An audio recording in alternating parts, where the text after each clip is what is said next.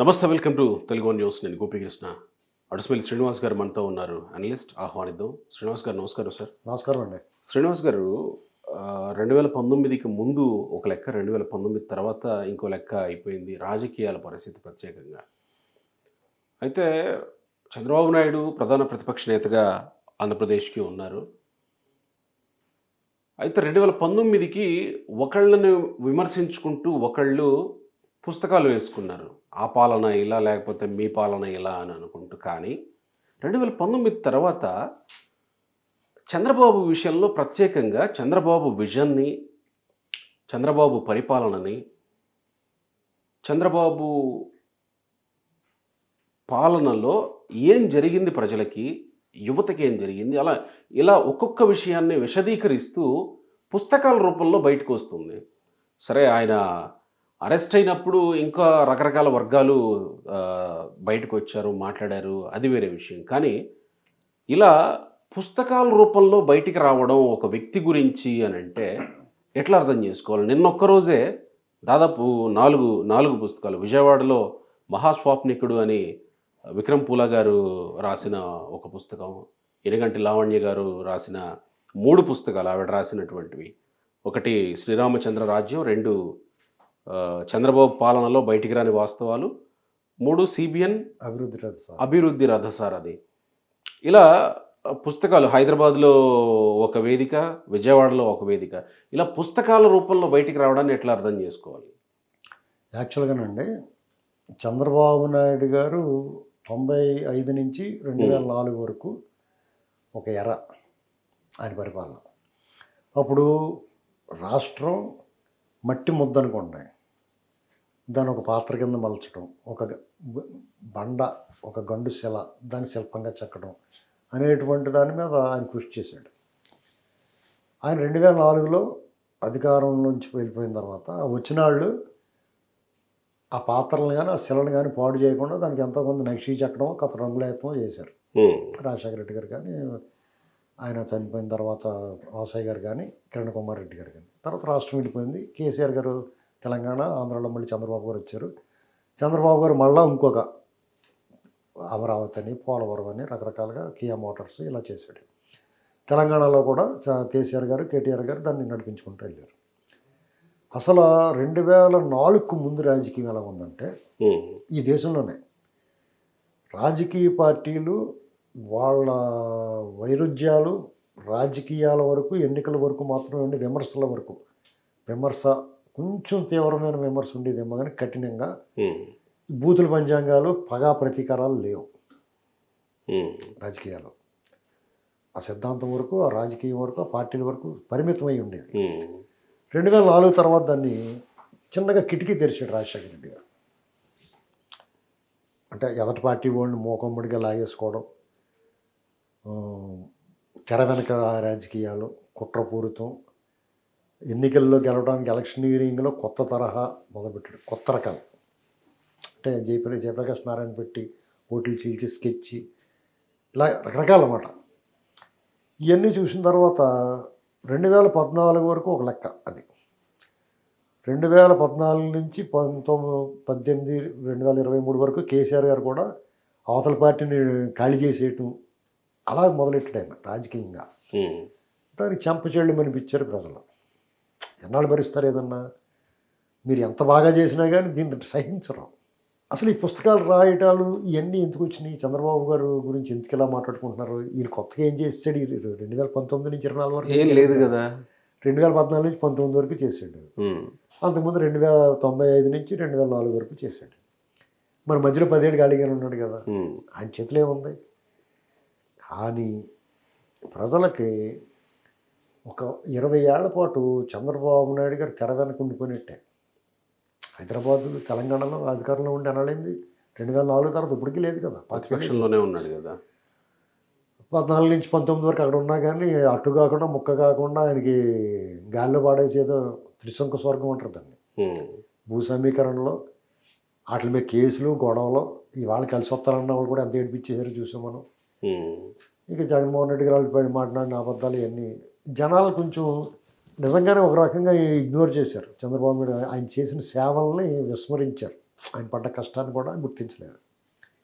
ఎప్పుడైతే జగన్మోహన్ రెడ్డి గారు వచ్చిన తర్వాత వాళ్ళకి అర్థమైంది. 4.5 ఏళ్ల పాటు ఆయన పరిపాలన చూసిన తర్వాత ఆ అరాచకం కానీ, శాంతి భద్రతలు, లా అండ్ ఆర్డర్ లేకపోవడం కానీ, చట్టము రాజ్యాంగ ఉల్లంఘన కానీ, కోర్టు ఆదేశాలను బేఖాతరు చేయడం కానీ, ఆయనకి మద్దతుగా నిలిచిన వర్గాలని రోడ్డుని ఏడవడం కానీ, ఇంకా ఫైనల్గా చెప్పాలంటే ప్రజలు పీడించుకు తినడం అంతే.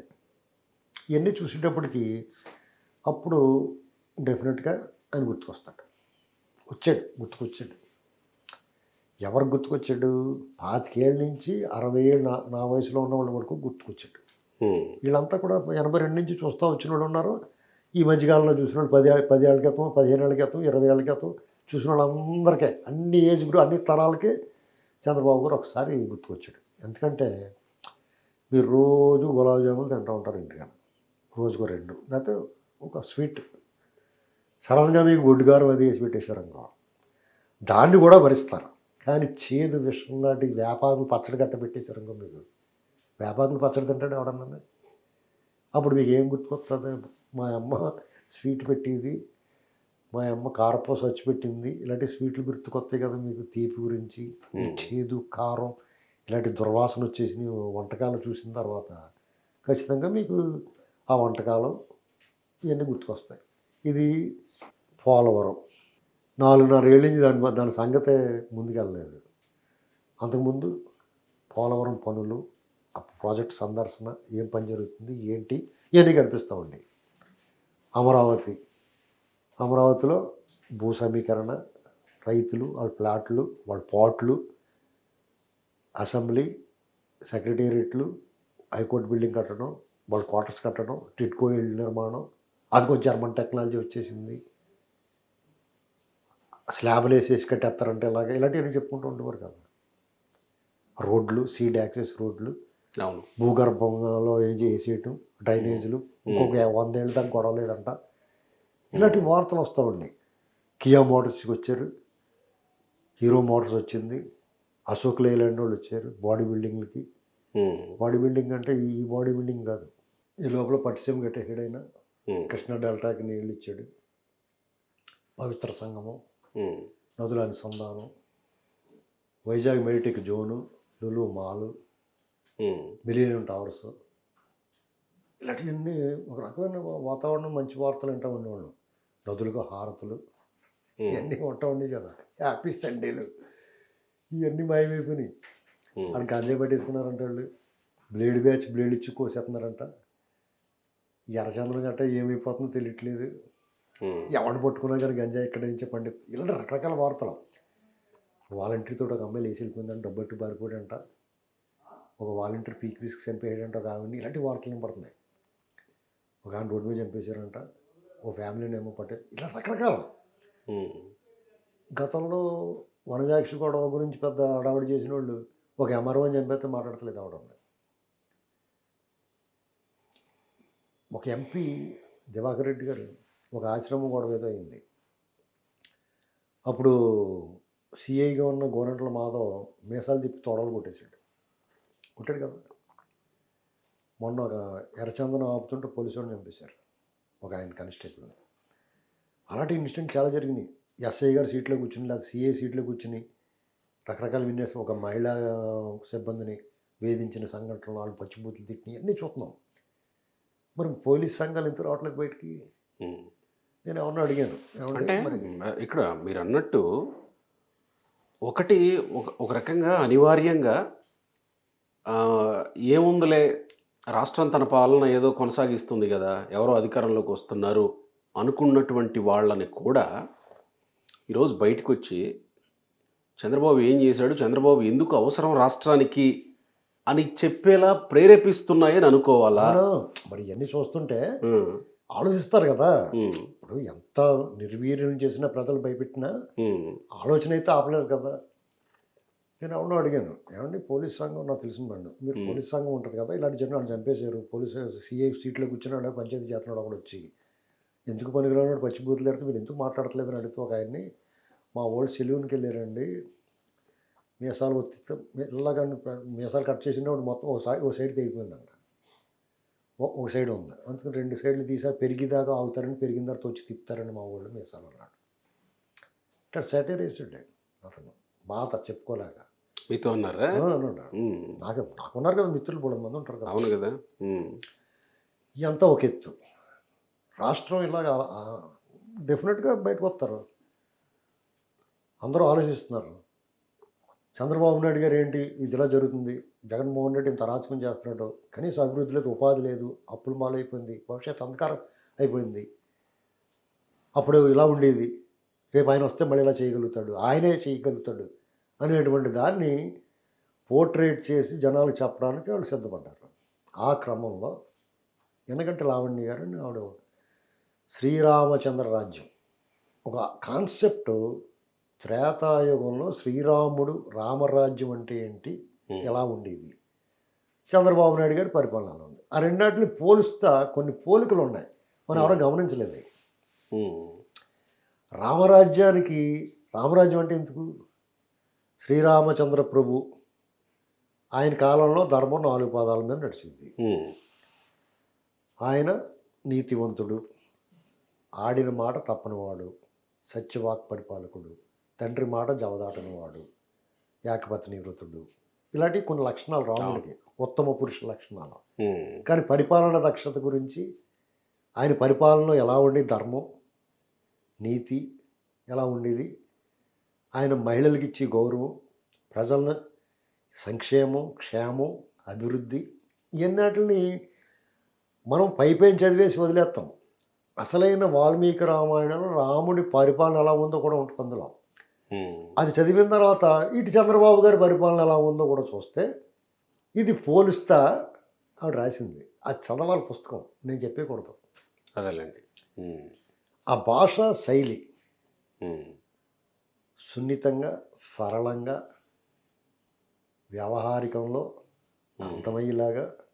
ఇక చంద్రబాబు పాలనలో బయటికి రాని వాస్తవాలు ఏముంటాయి, ఎప్పటికప్పుడు తెలుస్తూనే ఉన్న విషయాలే మనం ఉన్నాయి. అందరం ఏమనుకుంటాం, చంద్రబాబు నాయుడు గారు హైటెక్ సిటీ, సాఫ్ట్వేర్ ఉద్యోగాలు అనుకుంటాం కదా. వ్యవసాయానికి ఆయన చేసేది అనేటువంటిది ఎప్పుడన్నా బయటకు వచ్చిందా, ఏమన్నా మాట్లాడతాడా?